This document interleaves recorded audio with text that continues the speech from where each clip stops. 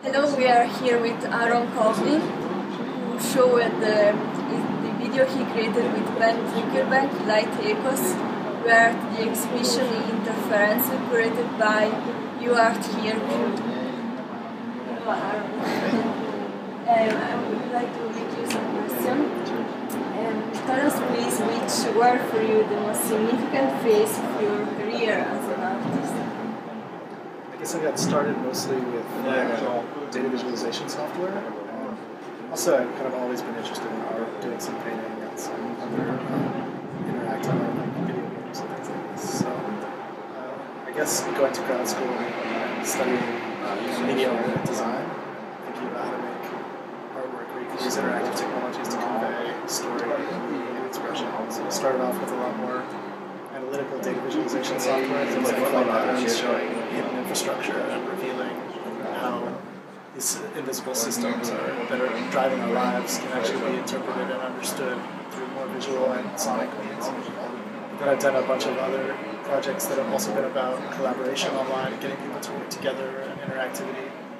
And more recently I've been experimenting with kind of fusions of those things, different ways to break technology or use it for things it wasn't necessarily meant for, but then come up with really interesting ways to think about what these technologies mean and how our lives are being controlled or changed by the presence of them. Which are your source of inspiration for your work?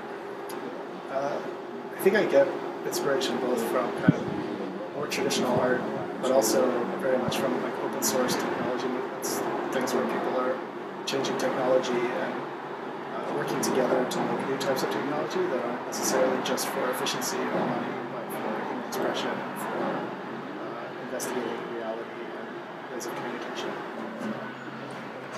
Do you like just contemporary art or also old master? Which are the artists that you admire? Both guys, modern people like Casey Reese and Ben Fry, people who are doing things with code and programming, but also many of the traditional masters in terms of looking at ways to push the technology of their time forward. I think even studying painting and sculpture, looking at the ways that people wrap their mind around expression is a really important inspiration for thinking about how technology can be thought about in the future going forward, not necessarily the constraints, but reevaluating what the potential is. It's exciting. And tell us something about Light Echoes, this video that is exhibited. How did it start your collaboration with Ben Trickelbank and this project of Doug Atkins, Station to Station?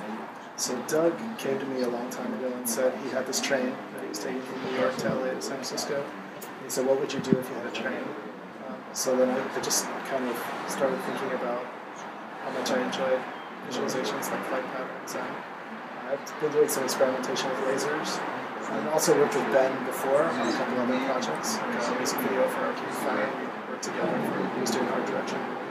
So I reached out to Ben and we just kind of started a dialogue saying, what can we do with lasers on this train? He's a really great photographer, and we ended up kind of together coming up with this idea of disrupting the landscape and juxtaposing these images and words with the landscape directly. So kind of interjection, interference on the landscape actually. So we could be telling multiple stories at once and see the way that the landscape changes based on the data that we could get around the landscape.